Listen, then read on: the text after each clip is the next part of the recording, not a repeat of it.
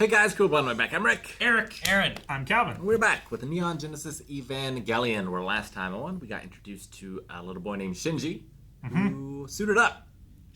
He was very Jon Snow, though. I don't want it. He didn't want it. He didn't want it. Don't run away. Don't run away. I never wanted Don't it. run away. Yeah. I'm sorry I evoked Jon Snow, Rick. You did it. Look what you did. Yep. Now there's nothing else to do but to hit the button. What'd that do?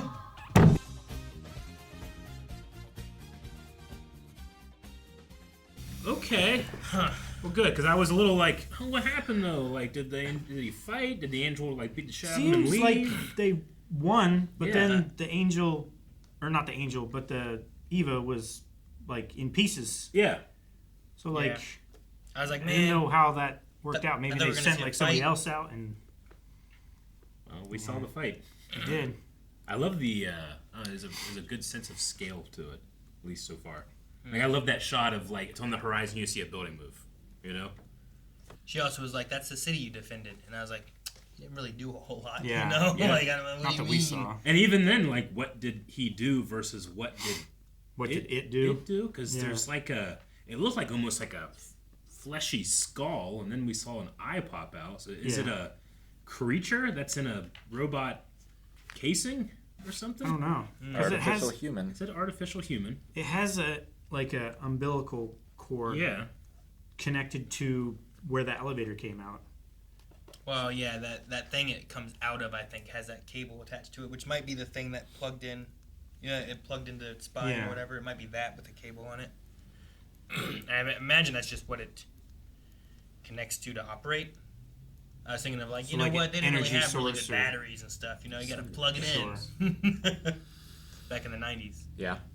We also have Tokyo 3. Mm-hmm. And I'm like, does that mean like we've built a Tokyo 2 and this is Tokyo 3? Or is it like Tokyo keeps getting hit? So it's like So we got to New York? rebuild it. Yeah. That's why I said in the intro, I saw the Tokyo 3 thing. It's like, how many Tokyos have there been? Yeah. And then I said, like, this is Tokyo 3. It's like, so there's three of them. It's Okay. like saying World War II, and people are like, huh? What? Back mean? when it was Yeah. still the Great War? Yeah. Yeah. No, I thought maybe, like, Tokyo was destroyed in 2000, Yeah. the first time the Angels came. And then they built Tokyo 2, and then they lowered it, and it's Tokyo 3. It is. I don't know. It's super cool though. Just that sci-fi of like, you know, in times of trouble, Yeah. everything just goes Yeah. down and under. I love that it's the same building. It just. Yeah. Yeah. And like you get to see it on the underside as well. Yeah. And like, whenever if you're on the ground floor up top, you're on the top floor on the bottom. Yeah, right? Like do you Sure. switch apartments Yeah. or do you just Well, it keep the doesn't same one all the reverse time? gravity, No. but But you know what I mean? Like, Yeah. if you're on the ground floor, then you have a crazy. Maybe you don't have a crazier view than the people at the top. I don't know. Just make sure you I don't think you go would. out the front door. Yeah. You know? yeah, don't try to leave the parking garage. Yeah. Yeah, like In if the you're basement. on the first floor, you walked in, don't walk back out. You just fall. That would be interesting. Your like staircase changes. Like I would want to be in the middle of the building. Yeah. That way, my walk is equal no matter what. Not like I understand. Yeah. Hang on, let me get out before we drop. yeah, It doesn't have elevators. The building just moves for you. yeah. Well, Go ahead. If I had, like, if you're like, hey, what do you expect of this show? Yeah. I think one of my last things was going to be Penguin. Penguin in the fridge. Why is there Pin Pin? Penguin? Pin why Pin. why is it there? You know, cost of living, you need a roommate.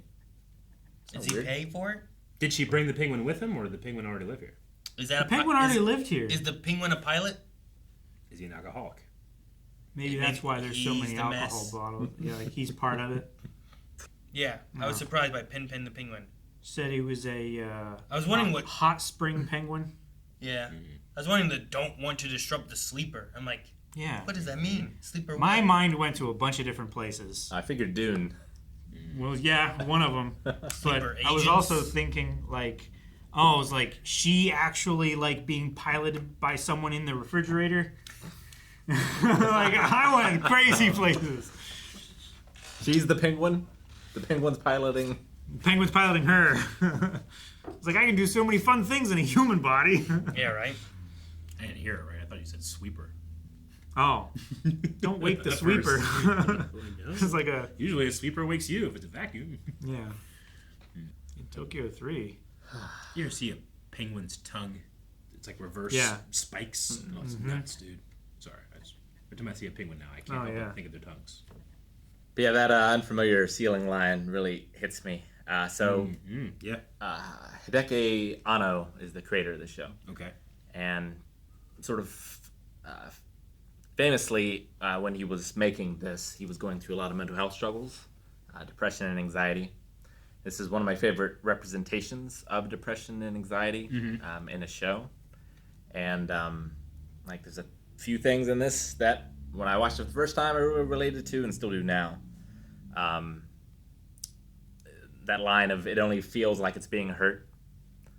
Yeah, sure. You know, when you're having a panic attack or anxiety, a lot of times that will sort of create pains and sensations in your body that it's not injured, it still hurts.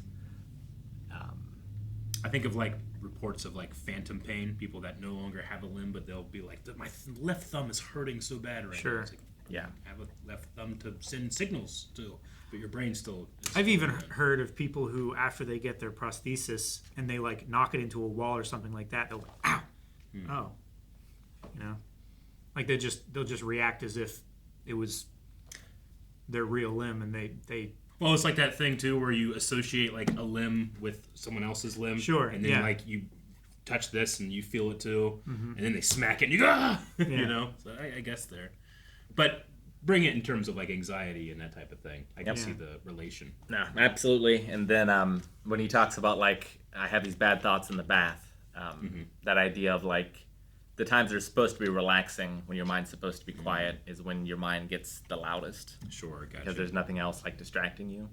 So being in bed, being in the bath, things like that tend to be the hardest times.